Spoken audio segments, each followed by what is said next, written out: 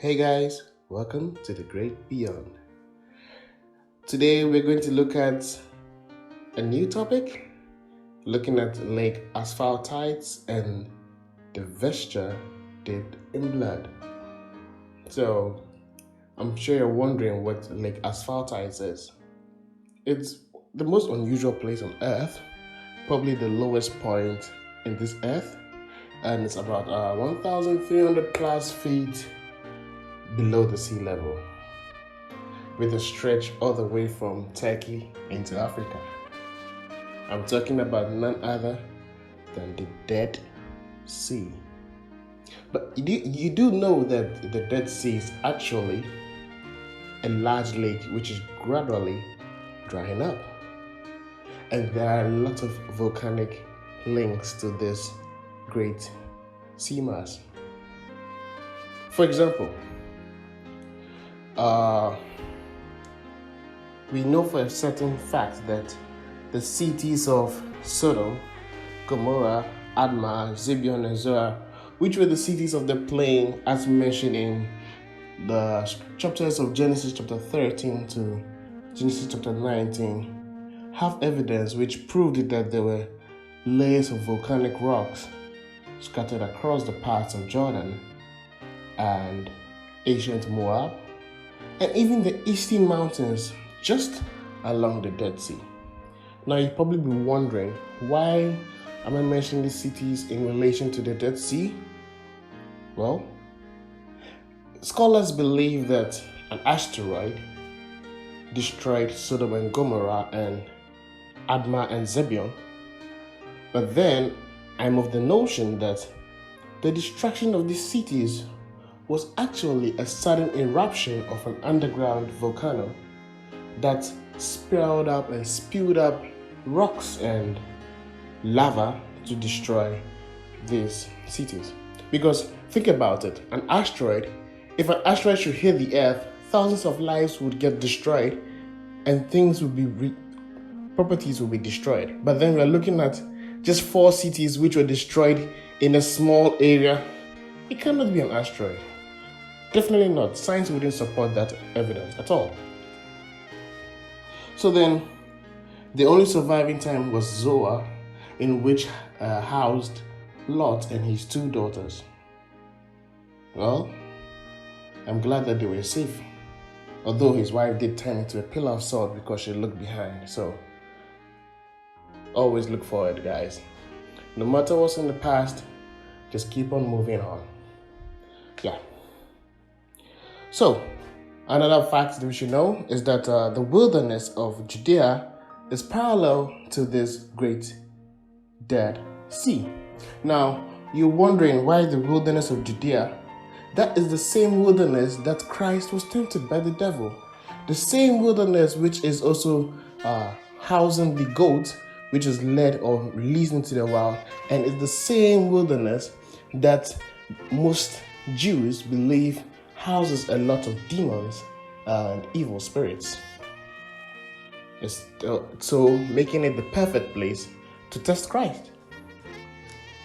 In Ezekiel chapter 47, Prophet Ezekiel predicted that the Dead Sea would form 2 separate seas. Now, how would such a vision come to light? Well, there is in recent times a forming of a peninsula around the area of Masada.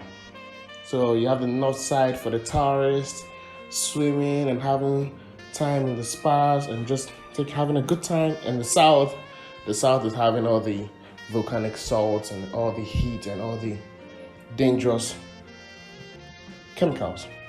In the south, preferably, it's poisonous. That's it. So, in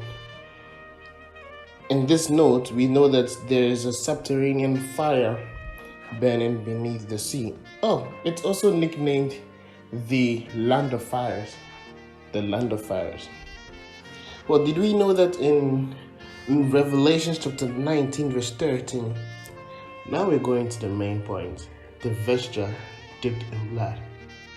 Now, this is a very, very interesting part where we have a one-man showdown, like all clad like a warrior from 300, that would be Christ, slaughtering the armies of the devil in Revelation chapter 13, Revelation chapter 19, verse 13, sorry.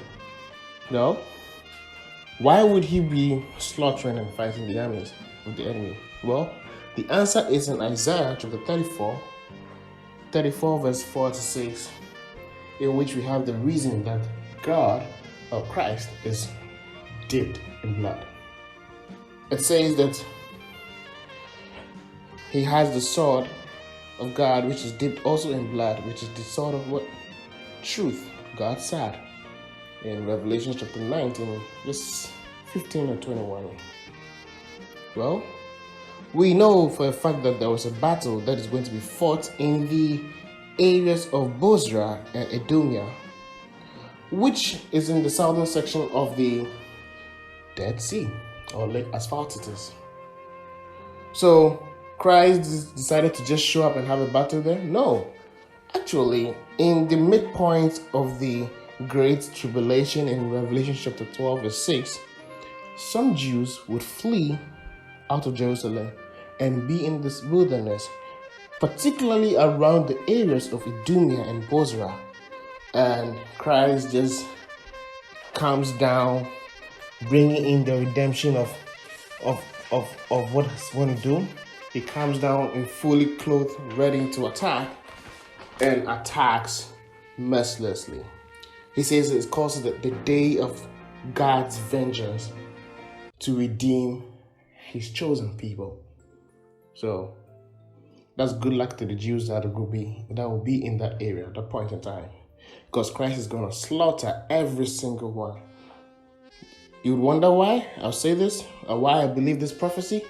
Well, there's a comparison in Revelation chapter 19 and Isaiah chapter 63.